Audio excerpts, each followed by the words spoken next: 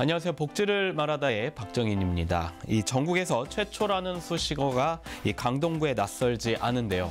이 도시 농업, 동물 복지, 그리고 건강 도시 등 이 가슴 따뜻한 정책으로 이 지속 가능한 행복 도시를 만들어가기 위해 노력하시는 분입니다. 이 서울 강동구의 강동구청이죠. 이해식 구청장님 함께 이야기 나눠보겠습니다. 반갑습니다, 구청장님. 네, 안녕하세요. 네, 저희 이 복지 TV에 출연을 해주셨습니다. 네. 굉장히 바쁘신 일정 중에도 이렇게 또 참여해 주셔서 감사하고요. 먼저 시청자분들에게 인사 말씀 좀 부탁드립니다. 네, 항상 그 따뜻한 나눔과 배려의 소식을 보내주시는 우리 복지TV에 출연해서 시청자 여러분 뵙게 돼서 정말 반갑습니다. 앞으로 우리 강동구 많이 성원해 주시고 저도 열심히 우리 주민들과 함께 노력하도록 하겠습니다. 네, 이 강동구 하면은 서울의 강동구 하면은 이 동쪽의 끝에 있고 또 몽촌토송이라든가 그다음에 뭐 경기도와 맞닿은 곳으로 생각이 듭니다. 네. 직접 강동구를 좀 소개 좀 해주시겠습니까? 네, 원래 이제 몽촌토성도 강동구였어요. 네. 근데 이제 88년 이후에 송파구로 분리된다 가지고 지금은 이제 송파구입니다만은 우리 강동구는 서울 암사동 유적이 있죠. 6000년 신석기 시대에 우리나라 최대 집단 취락지인데요. 그런 그 역사 문화를 간직한 고장이고, 그리고 지도에서 보시면은 이제 가장 오른쪽 동쪽 끝에 위치해 있습니다. 한강을 끼고 있고 공기가 맑고 또 뭐 아무래도 이제 해가 가장 먼저 뜨는 곳이고 굉장히 부지런하고 인정 넘치는 이제 그런 사람들이 살고 있죠. 아무래도 주거 중심형으로 발달하다 보니까 이렇게 배드타운 뭐 이런 식으로 불립니다만은 요즘에는 이제 이후에 소개해드리겠습니다만은 세계의 심장 프로젝트, 첨단 업무단지, 고덕상업 업무 복합단지, 또 엔지니어링 복합단지와 같은 그런 자족 기능을 대폭 보완하는 그런 지속 가능한 도시로 이제 발전해 나가고 있습니다. 강동구에 이제 뭐 상일동 쪽이나 이런 쪽 보면은 지금 많은 또 기업들, 대기업들이 들어와서 유치되고 있고 또 그 아파트의 개발이 굉장히 지금 가파르게 이루어지고 있는 또 구이거든요. 그렇습니다. 예, 많은 모습을 변화된 모습을 많이 느끼시겠습니다. 지금 이제 강동구 생긴 이래 가장 그 큰 프로젝트가 진행 중이고 또 재건축만 해도 주공 아파트 단지, 고덕주공, 둔촌주공 뭐 거의 전부 지금 이 재건축에 들어가 있습니다. 그래서 이주를 많이 하셨기 때문에 인구가 거의 48만에서 43만 정도까지 줄었고요.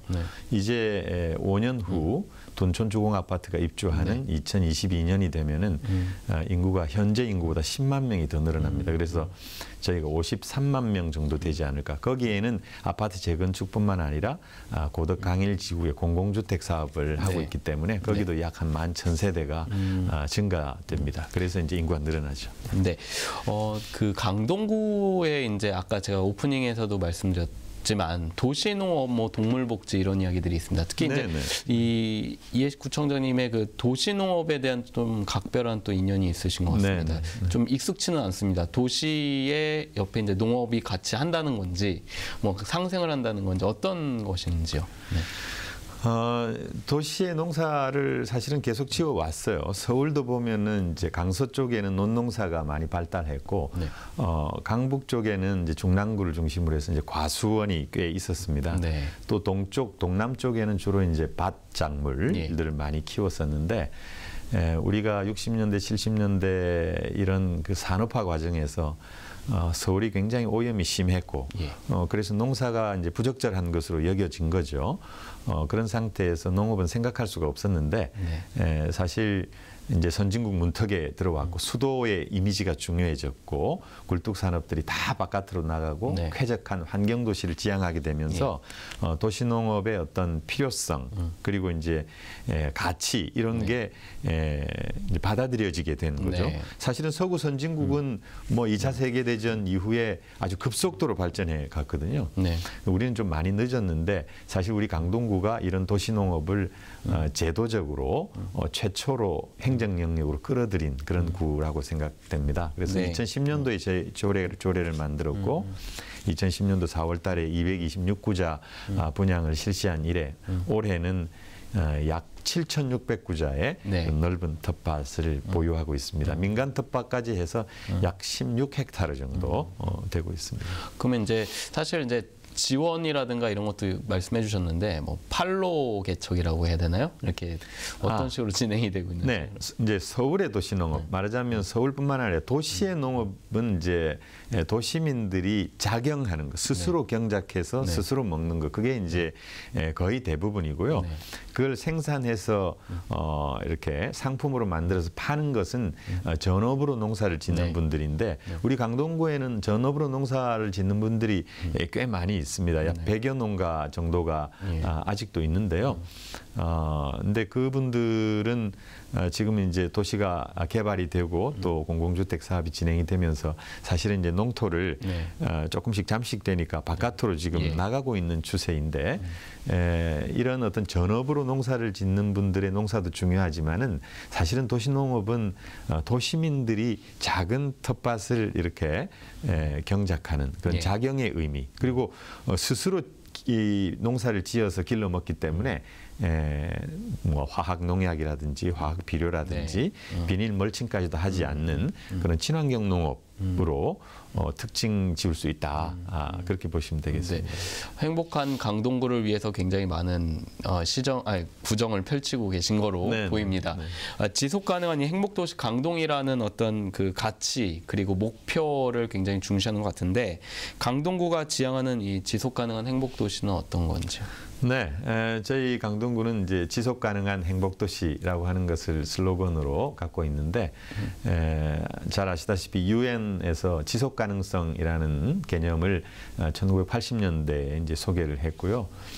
반기문 사무총장 계실 때 2016년도에는 2016년부터 정확하게 2015년도입니다만 2016년부터 2030년까지 SDG라 그래서 지속 가능 개발 목표라고 하는 걸 만들었습니다. 그래서 17개 목표에 하위 목표를 또 169개를 두고 있는데 저희 강동구는 그 SDG의 169개의 아주 세부적인 목표까지 우리 구정과 이렇게 결합시키려고 하는 그런 노력을 통해서 말하자면 글로벌한 그런 표준 이런 것을 이제 구정에 도입을 해 나가고 있고요. 또 그렇게 거의 모든 도시들이 사실은 선진국의 모든 도시들도 그렇게 가고 있습니다. 그래서 저희가 조금 더 강조해서 지속 가능한 도시다, 지속 가능한 행복 도시다 이렇게 구정의 어떤 전면에 내세우고 있는 것입니다. 가장 어떤 큰 핵심적 가치, 그 전 세계적인 핵심적 가치를 이제 가장 모티브로 동기를 갖고 구정을 하고 계신 거로 그렇습니다. 생각이 듭니다. 제가 이제 몇 해 전에 그 강동구에서 진행하는 사회복지 관련된 그 서비스를 하나 취재를 한 적이 있습니다. 그 취약계층이죠. 이제 사회복지를 지원을 해야 되는데 이 복지 사각지대에 있는 분들을 발굴하기 위한 사업을 이 25개 자치구 중에 처음으로 시행한 거로 제가 기억을 하고 있습니다. 예, 어떤 생각에 그런 아이디어를 갖게 되셨는지요? 아무래도 이제 1인 가구가 증가하고 그리고 또 고령화, 저출산 우리 사회 아주 큰 문제잖아요. 특히 이제 고령화의 경우에는 혼자 사시는 어르신들의 어떤 복지 문제 그게 굉장히 중요하고 최근에는 고독사 문제가 또 사회적인 문제로 대두되고 있고 그래서 혼자 사는 어르신이 돌봄을 받지 못하고 아주 외롭게 쓸쓸하게 생을 마감하는 그런 사례도 늘어나고 있기 때문에 저희들이 이제 방금 말씀해 주신 거는 전호 3동에서 있었던 일인데 가스 검침원 분들과 협약을 맺었습니다. 그래서 아무래도 가스 사용이 좀 이렇게 그 단절이 됐다든지 오랜 기간 가스 사용을 하지 않으면은 문제가 있는 거죠. 그래서 그분들과 바로 이렇게 소통해서 저희들이 뭐 복지사가 방문을 해가지고 사정을 알아본다든지 하는 그런 어떤 고독사 예방을 위한 프로젝트를 한 거고요. 또 그것과 비슷한 프로젝트가 이제 야쿠르트 아주머니들과 함께 협약을 해서 야쿠르트 배달을 해드리고 몇 개가 이렇게 쌓이고 잘 안 가져가면은 또 노크를 해서 방문을 직접 해가지고 이제 사정을 알아보는 그런 서비스. 또 1인 가구들이 주로 또 뭐 도커 어르신 나이 네. 많으신 분들도 있지만 조금 이제 중년 이라든가 또는 청년들도 네. 도시에 사는 1인 가구는 상당히 좀 빈곤한 경우가 네. 많아요. 고시원에 많이 거주하고 있는데 저희가 고시원 사장님들하고 또 협약을 맺어가지고 그 고시원에 거주하고 있는 분들이 조금 뭐 복지적인 혜택이 필요하겠다 이렇게 판단이 되면은 저희 구에 연락을 해서 그런 조치를 취하는 그런 서비스들을 하고 있습니다. 네. 구청장님의 이러한 생각은 어떤 지역 주민들과의 소통이라든가 또 그 같이 함께하는 구청의 공무원들과의 어떤 이야기가 자주 잘 통해서 되는 게 아닌가라고 생각하는데 네. 평소에 이 구청장님은 주민들한테 어떤 분인 것 같으세요? 네. 아무래도 이제 현장의 어떤 필요 이런 것을 어떤 정책으로 하는 것 그것이 아주 이제 좋은 정책이 많이 됩니다. 그래서 늘 현장을 잘 살피고 주민들과 잘 소통하고 주민들과 항상 대화를 나누는 이제 그런 구청장이고 싶어 하는 거죠. 네. 우리 구민들께서 뭐 잘 평가해주고 네. 계시다고 저 생각합니다. 네. 그런 와중에 이제 앞서 말씀해주신 다양한 또 의견들이 수렴이 돼서 정책으로 반영이 되는 게 아닌가라는 네. 생각을 합니다. 그 청년에 대한 실업 문제가 강동구청에서 굉장히 어떤 정책을 다양하게 내놓고 있습니다. 청년 실업 문제 해결을 위해서요. 그래서 네. 제가 이제 보니까 엔젤 공방, 뭐 청년 마루 등 이러한 어떤 청년 지원 정책을 하고 있는데 이름도 좀 생소합니다. 공방은 알겠는데 엔젤 공방이 무엇인지, 뭐 청년 마루는 무엇인지 어떤 건지 좀 설명 좀 해주시죠. 네, 청년 실업률이 이제 뭐 거의 최고를 갱신을 자꾸 하고 있잖아요. 네. 우리 사회 상당히 이제 중요한 문제 중에 하나가 됐고 국가적인 현안이기도 하지만은 이제 지방자치단체에서도 이런 청년의 취창업 문제에 대해서 네. 관심을 가지지 않을 수 없는 거죠. 서울시나 성남시 같은 경우에는 이제 청년 수당 같은 그런 제도도 도입을 했습니다만은 이제 그것은 많은 재원이 필요한 것이어서 자치구에 도입하기는 사실상 좀 어려운 거고 그래서 저희 구는 아무래도 이제 취업 창업을 원하는 청년들은 서로 이렇게 자주 만나고 정보를 교류하고 그리고 목표를 분명히 해서 스스로는 이렇게 서로 도움을 줄 수 있는 그런 구조를 만들어야 되겠다. 그렇게 생각하고 만든 것이 이제 청년 마루라고 하는 것인데 청년들이 모여서 서로 공부하고 또 정보를 얻고 그리고 또 외부의 그런 기관들의 도움을 원활하게 얻을 수 있는 그런 어떤 프로그램들을 진행하는 하나의 그 청년 창업 취업을 위한 지원 센터입니다. 네. 그것을 상일동, 성내동 중심으로 만들었고 지금 3개가 있는데 권역별로 하나씩 해서 앞으로 암사동 또 전호동 지역도 신설을 하려고 생각하고 있고요. 그리고 이제 말씀하신 엔젤 공방은 이제 성내동 지역에 변종 카페촌이 있습니다. 약 90개에 이르렀는데 최근에는 이제 많이 줄어서 20여 개로 줄었는데 일단 좀 전업을 유도하고 그리고 저희가 직접 임대를 해가지고 그 공간을 이렇게 개선을 해서 우리 청년들한테 창업 공간으로 내주는 거죠. 그래서 임대료는 저희가 지원을 하고 또 운영비도 약 50% 정도를 지원해 주면서 청년의 창업 공간을 만들어 가면서 동시에 지역을 새롭게 재생하는 그런 어떤 근린 재생의 하나의 어떤 모델로서 엔젤 공방이 뭐 언론 보도에도 많이 됐고 우리 지역 주민들한테도 상당히 호평을 받고 있습니다. 그리고 청년 마켓이라 그래서 상인의 길을 걷고자 하는 우리 청년들에게는 전통시장에 점포를 이제 지원을 드리고요. 그리고 뭐 고덕시장에는 야시장을 개설을 해서 거기에서 또 경영을 할 수 있게 그렇게 하는 정책을 하고 있습니다. 그리고 무엇보다도 청년들은 또 독립을 해야 되는 나이이고 그래서 주거 문제가 굉장히 심각하죠. 그래서 도전숙을 암사동에 저희가 지어서 37세대를 1인 가구죠. 1인 창업가들한테 분양을 했고요. 지금은 이제 광나루가 드론 특화된 구역입니다. 그래서 드론 마을 그리고 또 암사 천호 지역이 저희들이 이제 가죽 공방이 많이 있습니다. 그래서 가죽 공방에서 이렇게 공예를 배우고자 하는 청년들을 위한 가죽 장작 마을을 그러니까 그걸 하고자 하는 청년들에게 이제 임대주택을 네. 지원하는 이제 그런 사업을 지금 하고 있습니다. 청년들이 이제 더 큰 사회로 나갔을 때에 적응할 수 있는 어떤 인큐베이터, 어떤 그런 과정과 또 하나는 이제 도시 재생 사업과 함께 생각을 하신 것 같아요. 네. 네. 1인 가구의 비율이 증가하고 있습니다. 네. 근데 그 사회적 지원 체계도 상당히 아직까지는 미비한데 강동구에서 지금 이러한 문제점을 해결하기 위해서 1인 가구 지원 정책을 좀 펼치고 있죠. 네, 지금 뭐 서울만 해도 25%가 네, 넘었습니다. 네.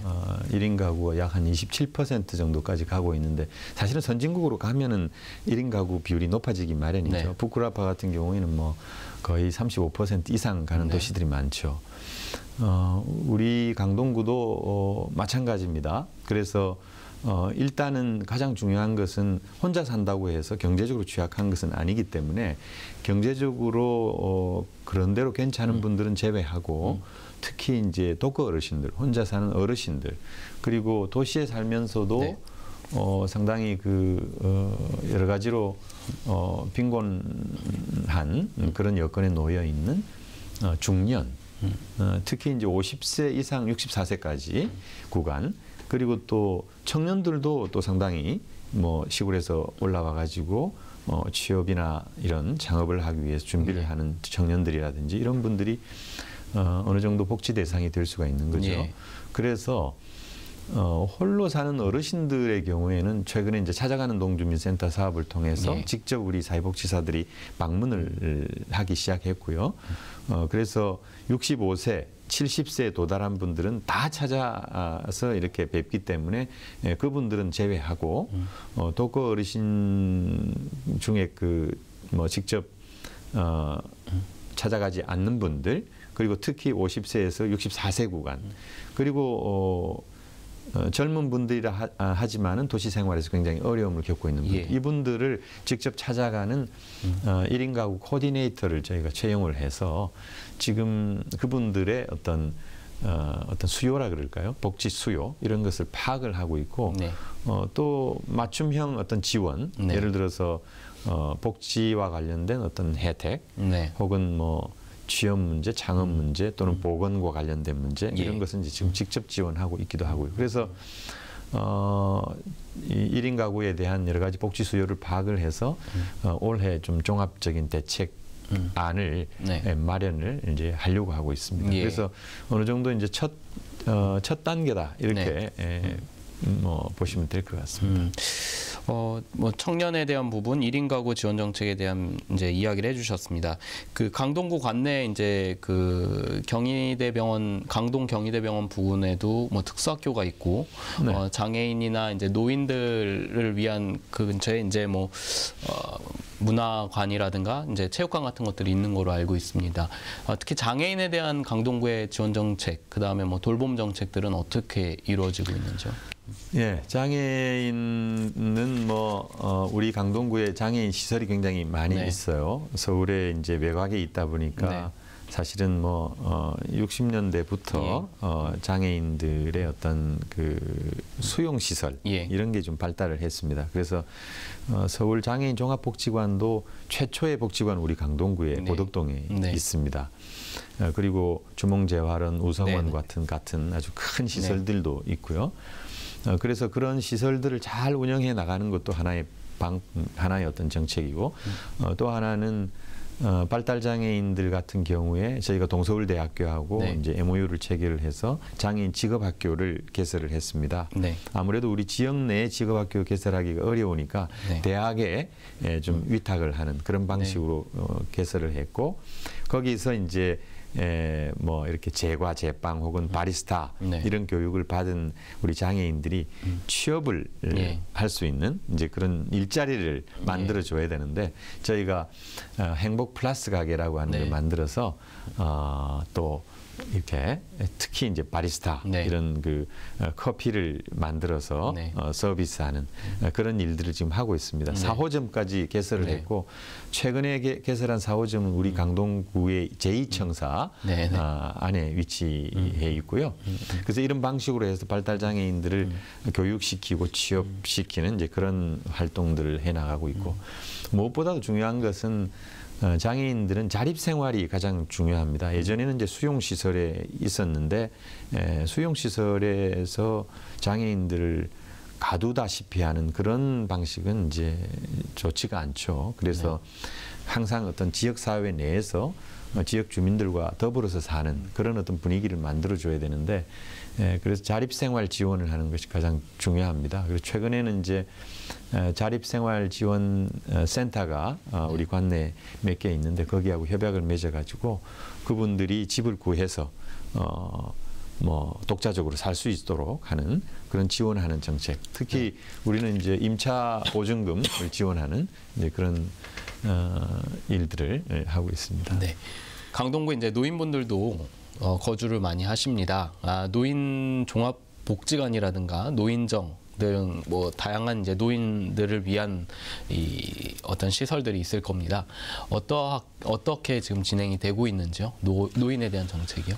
네, 저희 강동구의 어르신 비율은 약 한 13.5% 정도 됩니다. 국가적으로는 14%를 네. 지금 넘어가고 있는데요. 조금 저희가 낮죠. 거의 뭐 비슷한 수준입니다만은. 우선은 가장 중요한 건 노인분들이 굉장히 빈곤하죠. 빈곤율이 거의 49%에 달하는 거니까. 그래서 주로 또 혼자 사시는 어르신들, 또 반지하 주택에 사시는 어르신들 이런 분들이 굉장히 중요하죠. 이런 분들에 대한 어떤 복지 서비스 그런 것은 아까도 잠깐 말씀드렸지만 이제 찾아가는 동주민센터 사업을 통해서 상당 부분 저희가 커버를 하고 있고 우리 통장님들하고 같이 협력을 해서 이 1:1 결연을 맺어가지고 혼자 사는 어르신들이 방치되는 그런 일이 없도록 하는 이제 그런 정책을 또 하고 있습니다.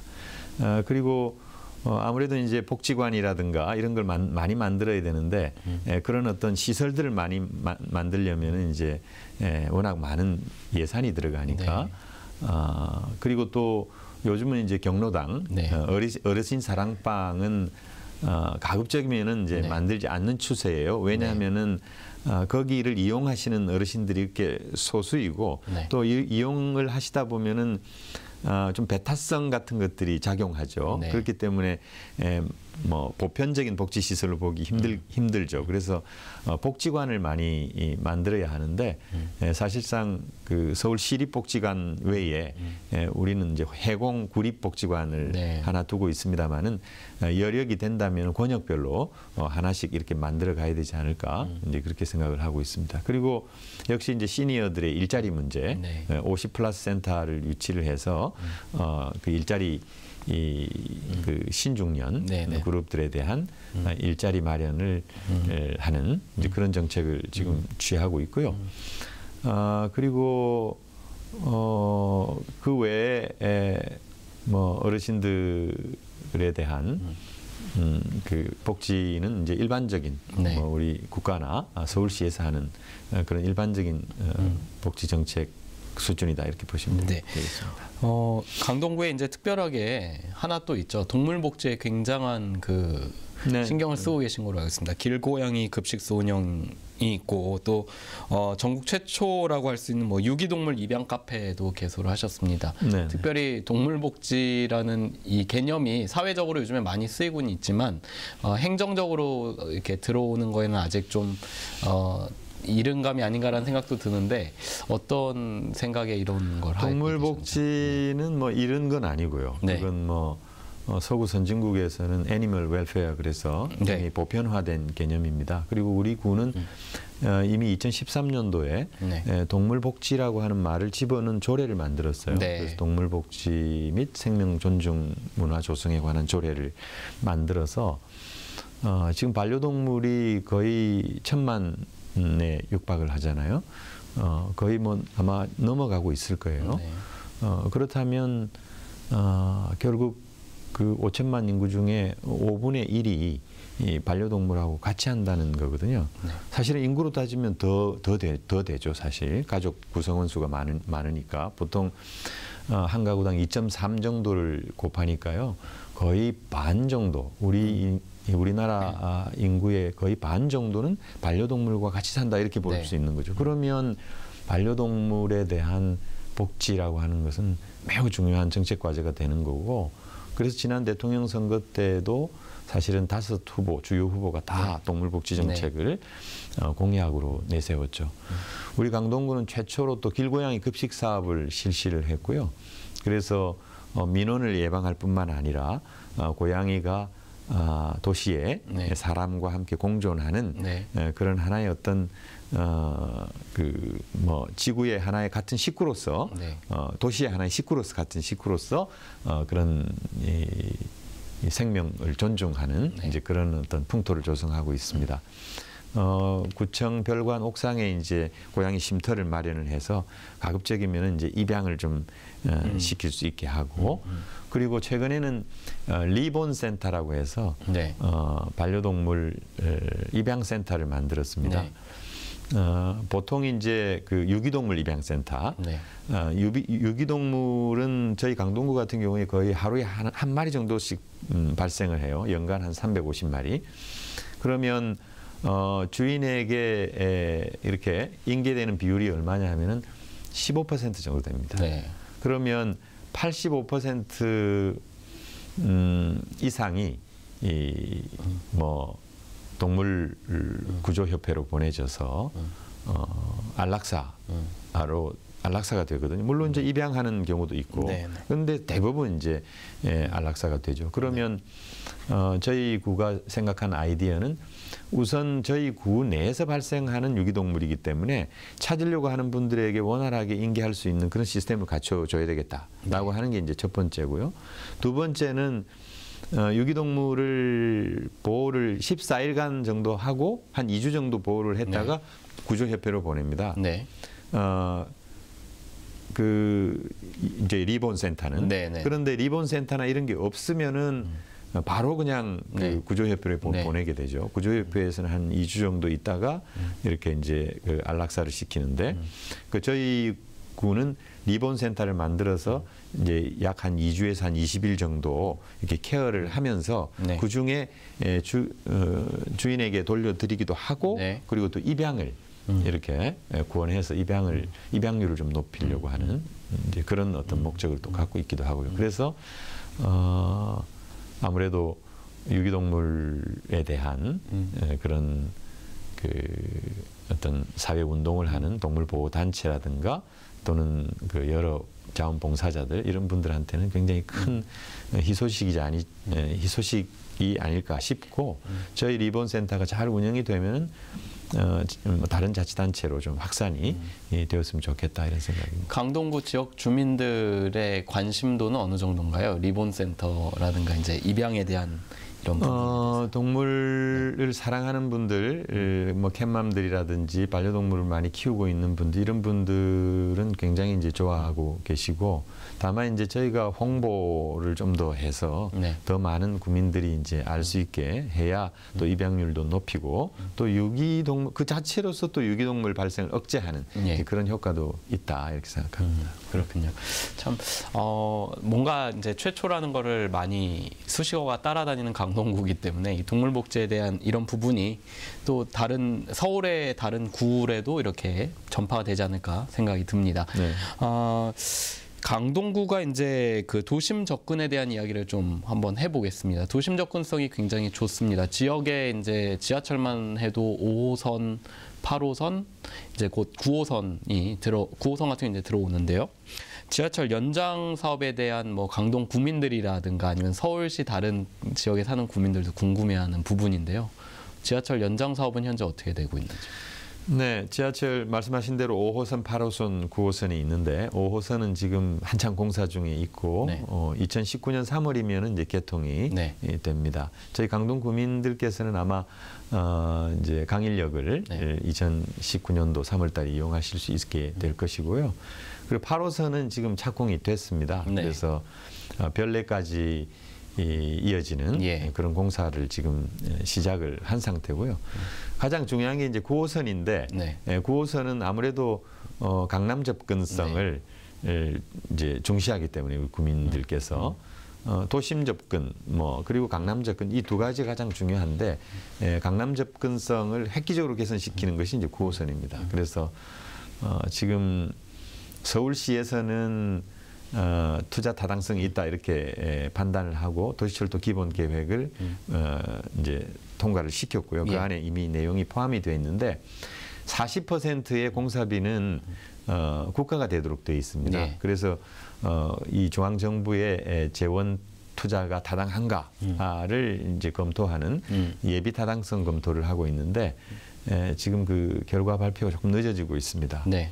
경제적 타당성이 조금 부족하다 이런 의견들이 나오고 있는데 저희가 서울시하고 협력을 해서 조금 더 경제적인 타당성의 수치가 높아지도록 여러 가지 지금 조치들을 하고 있고 그래서 뭐 이르면은 연말 좀 늦어도 내년 1, 2월 달이면은 예비 타당성 조사 결과가 잘 나오지 않을까 그렇게 생각하고 있습니다. 이 강동구에서 이제 강남구라든가 뭐 서쪽으로 넘어오기 위해서는 사실 좀 애매한 부분이 있거든요. 지하철이 잠실역까지 가야 뭐 좀 이렇게 더 연결이 되는 부분이기 때문에 구민들의 바람이 좀 상당히 클 것 같습니다. 그렇죠. 근데 다른 구 같은 경우는 이제 경전철에 대한 이야기 되게 많이 꺼내거든요. 네. 경전철에 대해서는 어떻게 생각하세요? 그 부분에 대해서? 저희 구는 지금 경전철은 검토하지 않고 있습니다. 네.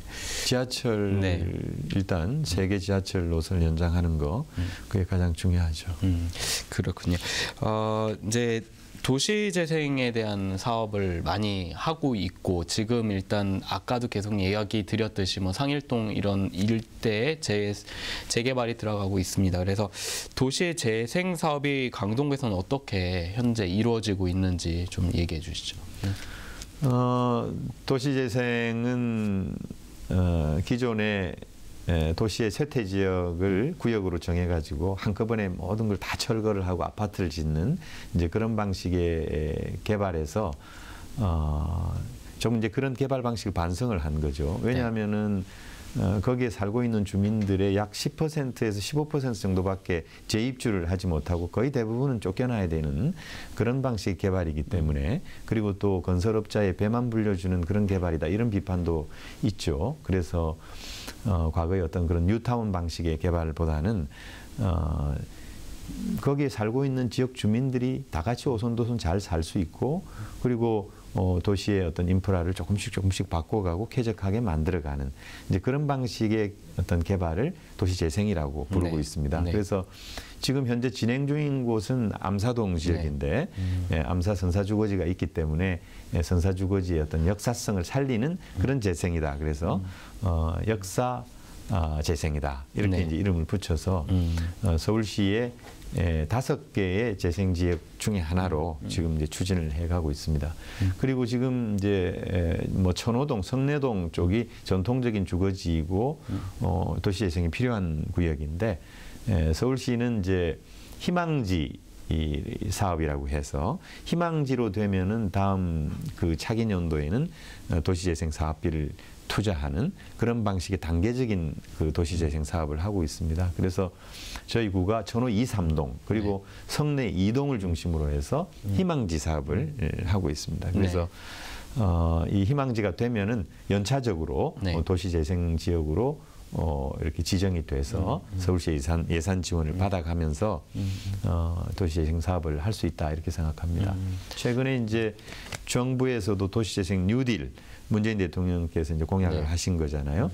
그런데 이제 서울시의 부동산 가격이 뭐 아주 갑자기 폭등하고 그러면서 파리 대책이 발표가 됐는데 도시재생 뉴딜 사업에 서울시가 제외가 됐어요. 그래서 정부 지원은 당분간 받지 못하는데 앞으로 이런 어떤 부동산 경기가 변화가 되면은 정부 지원도 받고 그리고 서울시 지원도 받아가면서 우리 강동구의 전호 암사 성내 지역을 중심으로 해서 도시 재생 사업을 좀 더 이렇게 힘있게 펼쳐갈 수 있을 거다 이렇게 생각하고 있습니다. 이제 앞서 이제 지하철에 대한 그 이야기를 하시면서 예비 타당성 이야기도 해주셨고, 또 하나는 이제 요즘에 그 사회복지와 뭐 무임승차 뭐 이런 부분, 노인들의 무임승차 이런 이야기 때문에 뭐 이야기 나오는 것 중에 하나가 이제 지방분권 이양에 대한 이야기가 많이 나오고 있습니다. 지방분권에 대해서 긍정적으로 생각하실 것 같은데, 만약에 그거에 대한 필요한 이유를 좀 이야기를 해주실 수 있나요? 지방분권을 뭐 많은 나라들이 하고 있습니다만은 실질적으로 어떤 분권화된 그런 체제를 갖고 있는 나라들은 다 선진국입니다. 네. 선진국 중에 지방자치하지 않은 나라가 없어요. 네. 우리나라 지방자치는 지금 부활된 지 약 한 25년 정도 됐는데 사실은 어떤 면에서는 형식적인 지방자치입니다. 지방분권은 이제 두 가지의 이념이 있는데 하나는 자치이고 하나는 분권이에요. 자치라고 하는 거는 이제 지방자치단체가 정책을 자율적으로 결정하고 자기 책임하에서 집행하는 걸 얘기해요. 네. 지금 우리 대한민국의 지방자치단체가 자율적으로 정책을 결정하고 자기 책임하에 집행하느냐? 전혀 그렇지 않아요. 네. 모든 것을 중앙에서 다 결정해 준 대로 지방은 그냥 따라가기만 하는 수준이에요. 네. 분권이라고 하는 것은 중앙과 지방 그리고 지방 상호 간의 권한을 배분하는 겁니다. 역할을 분담하는 거예요. 네. 그런데 이 역할이라고 하는 것이 하나의 어떤 원칙을 가지고 그 분담을 하게 돼 있는데 포괄성의 원칙이라 그래가지고 어떤 사물을 이렇게 분담을 할 때 포괄적으로 내려보내줘서 자율성, 자기 책임성이 훼손되지 않게 해야 되는데 중앙정부는 시시콜콜 예산을 얼마를 써라, 어떻게 해라 모든 지침까지 정확하게 정해져 내려보내줘요. 네. 자율성, 자기 책임성 인정을 안 하는 거죠. 네.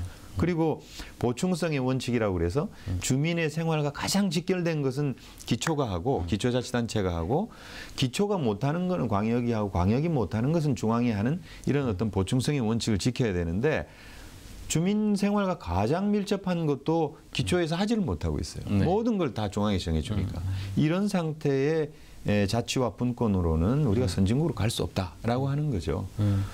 정말 지역의 지방의 어떤 창의성이나 다양성 이런 것을 존중하는 어떤 민주주의 사회로 가려면 지방분권이 돼야 돼요. 그래서 저는 그런 면에서 이번에 지방분권 개헌이 논의되고 있는데 반드시 돼야 되고 그렇게 돼야 결국 진정한 선진국으로 간다 이렇게 생각합니다. 또 하나 이제 궁금한 게 그렇다면은 견제적 장치도 좀 필요할 것 같아요. 견제? 네.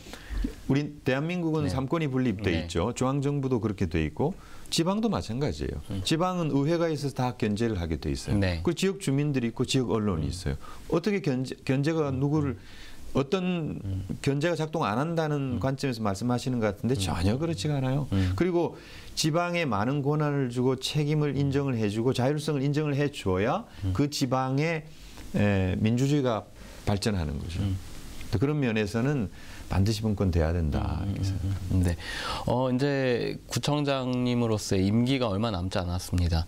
남은 임기 어떻게 이제 마무리를 지으실 예정이신가요? 제가 드렸던 약속은 제가 삼선 이제 구청장을 얼마 남겨두지 않고 있는데 내년 6월 30일이면 임기가 끝납니다.